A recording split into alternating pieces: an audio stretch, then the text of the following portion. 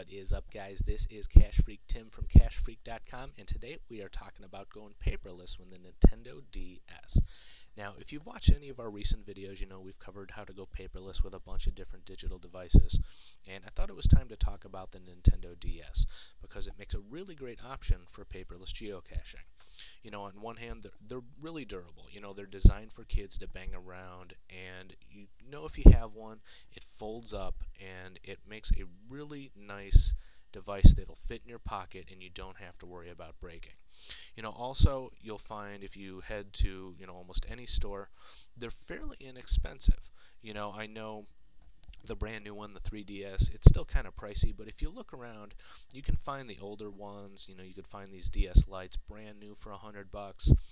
If you look around, you can find used ones for $75, and you can even find the original ones, the original Nintendo DSs, for under $50 used if you look around. So they make a really great paperless device, and as you would expect, there's no native way to just take your Nintendo DS and put your paperless data on it. Well, today I'm going to show you two different methods on how to go paperless with the Nintendo DS.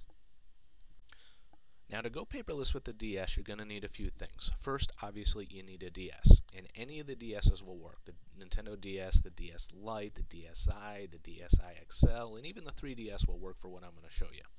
The second thing you're going to need, you probably don't have. You're going to need what is known as a mod chip. And if you guys aren't familiar with mod chips, this is what one looks like. And as you can see, it looks very similar to any other Nintendo DS game.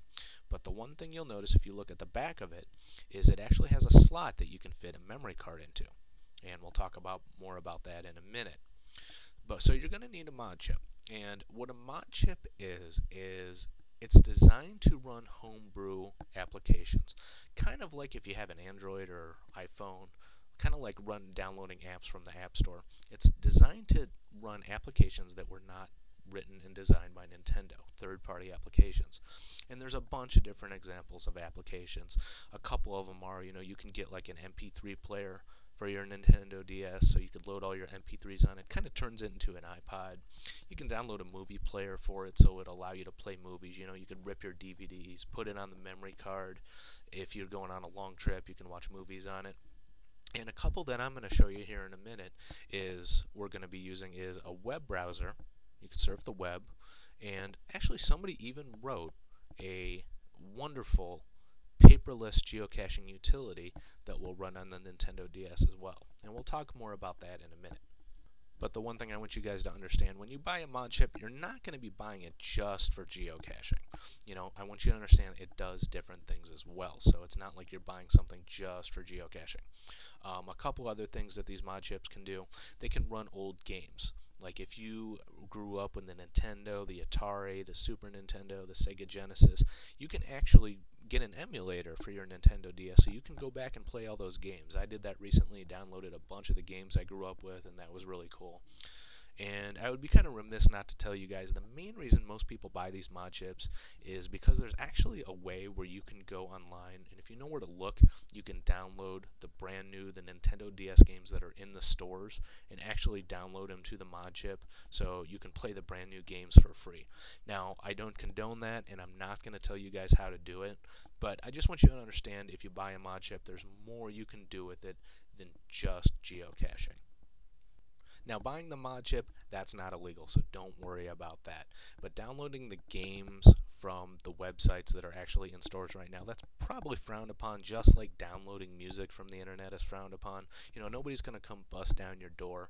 But because these things are frowned upon, you're probably not going to find them in any retail store.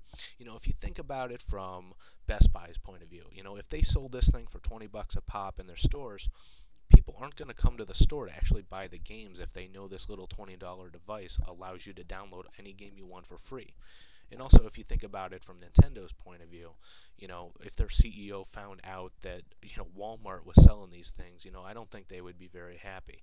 So because these things are kind of frowned upon, you're not going to find them in the retail stores. You're actually going to have to head over to another website to order one.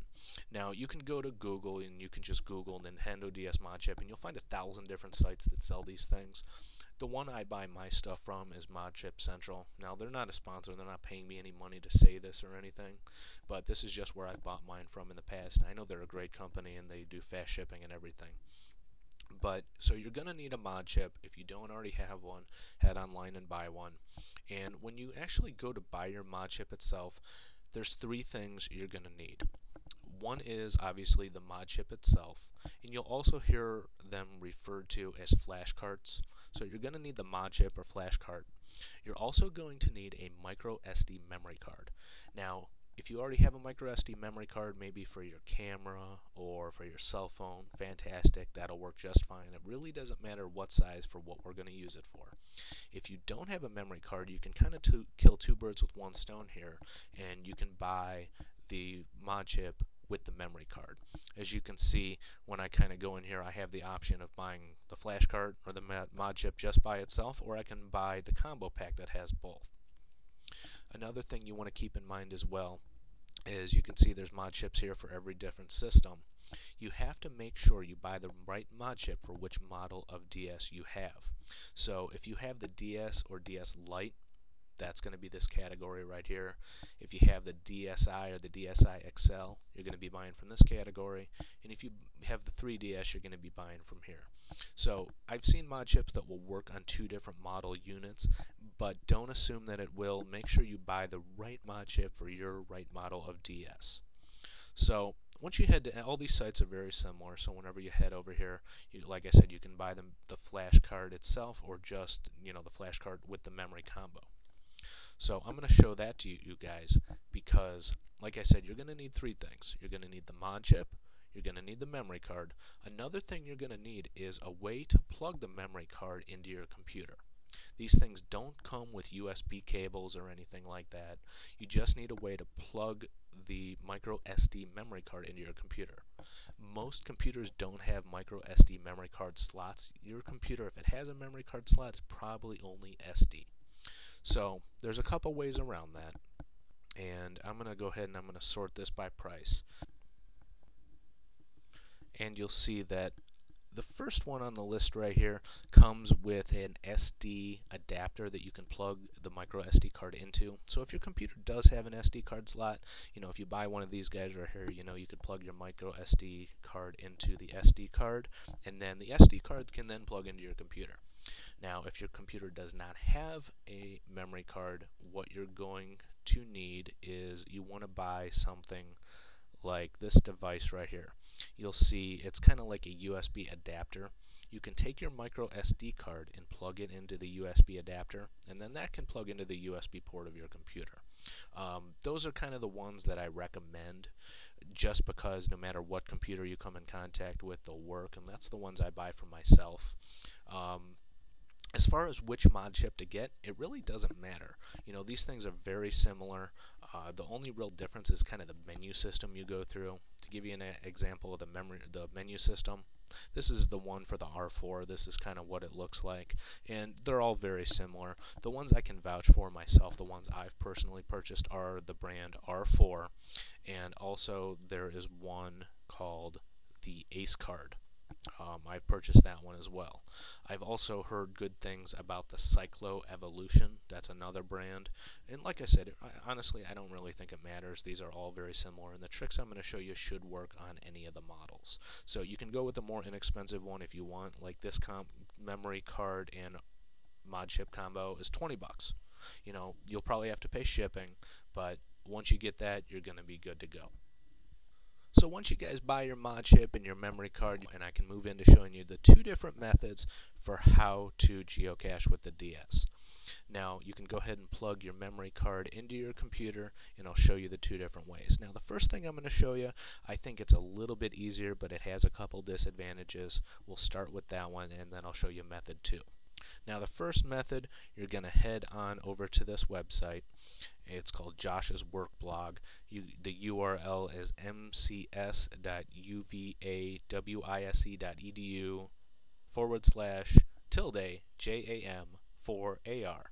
Now you can head over there. The URL is at the bottom of your screen, and you can download this application called Download DS Cache. You're going to hit that. It's going to save it to your computer. You can go ahead and minimize your web browser, and you'll notice you'll have an application. It's a zip file right here. You can go ahead and unzip it.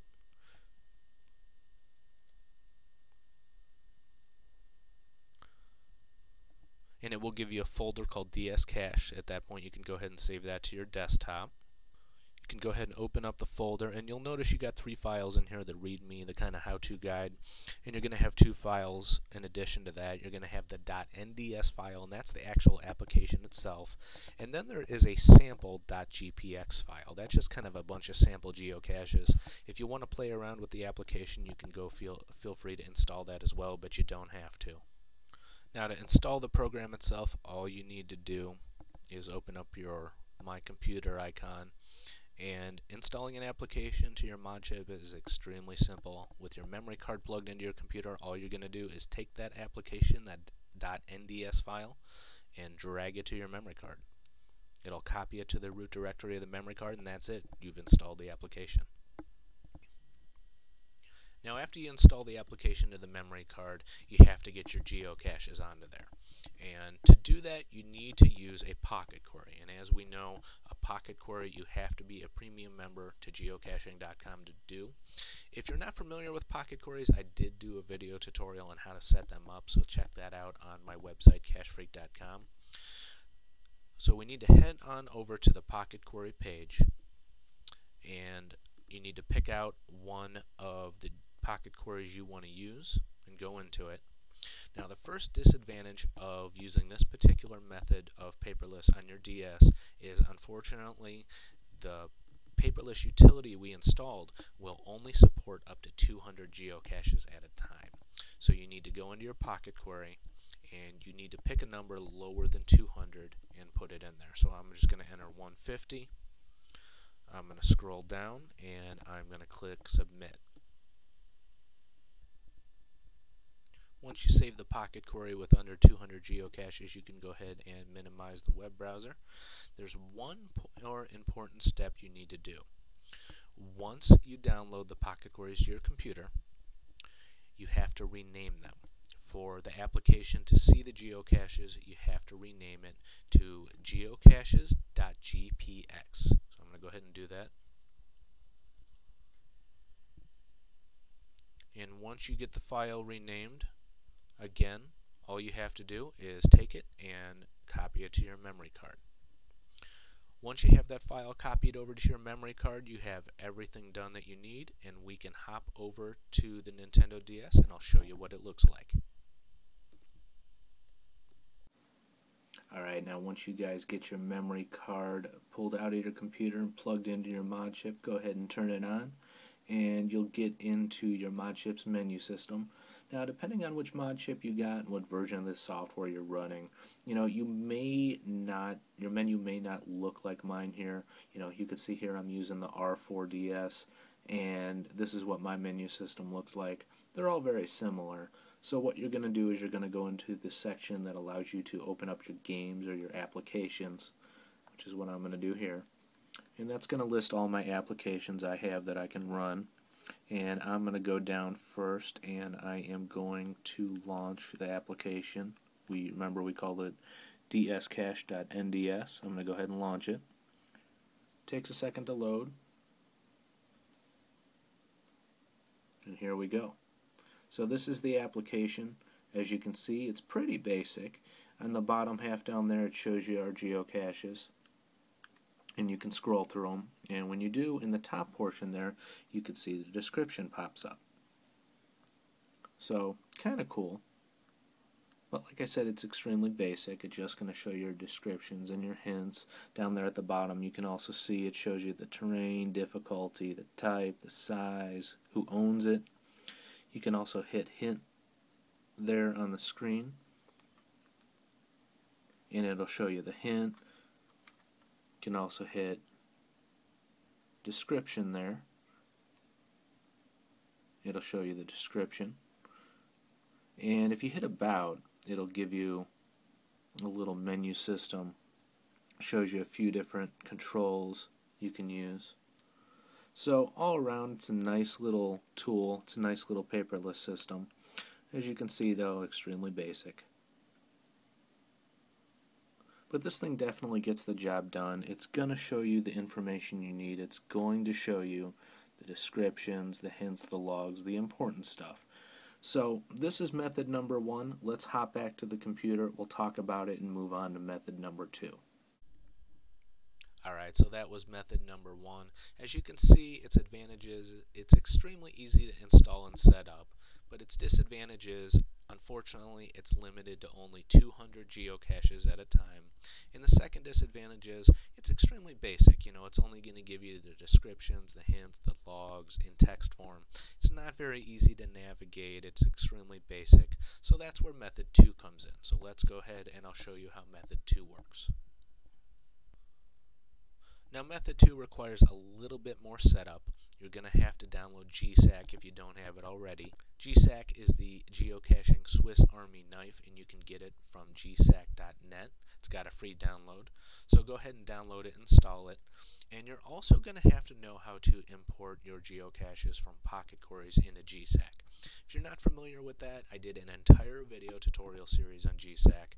All you have to do is go back and watch the first couple videos, and it'll show you how to import your geocaches into GSAC, and it'll show you all the basics. Once you guys have your geocaches imported into GSAC, what you need to do is we're basically going to create a web page with all of our geocaches. And that's very simple to do in GSAC. Once you get your geocaches imported, you're going to go up to File, you're going to go to Export, and then you're going to go down to HTML files. For the most part, you guys can leave all these options set up exactly the way they are right here. The only thing you want to make sure you do select a home location right here. If you don't know how to set up a home location, again, we covered that in one of our first 2 GSAC tutorials. Head on over to my website to see how to do that. Once you have all that ready to go, you can go ahead and click Generate. Now the little export is going to run right here, and depending on how many geocaches you have, this might take a few minutes. So just let GSAC do what it needs to do, and we can move on to the next step. Alright, once GSAC is done exporting, you can go ahead and minimize it to the bottom of your screen. Here's our folder that was created by GSAC right here, called temp, and I'm just going to rename it to cache so we know which one is which. Now to get the caches onto your memory card again with it plugged into your computer, all you need to do is take that folder that was created and copy it over to the memory card. Depending on how many geocaches you have, it might take a minute. Alright, with our caches copied to our memory card, the last thing we have to do is install one more application, and that is going to be called Bungaloo. And you can find that over at code.google.com/p/quirkysoft/downloads/list. That's too much to remember. Type in just Google Bungaloo, spelled Bunjallo, and it's going to be the first link. You can go ahead and download it and install it. Just click the latest version. Right here I see the latest version is 0.8. Go ahead and click it. You go ahead and click the .zip file to install it. It's going to download to your computer. Go ahead and open it up, and you're going to see you got 2 things in there. You've got a data folder and then the bungaloo.nds file. You can install those the same way, but this time you actually have to copy both of those into the memory card of your mod chip. So you're going to go ahead and just drag those right to the memory card.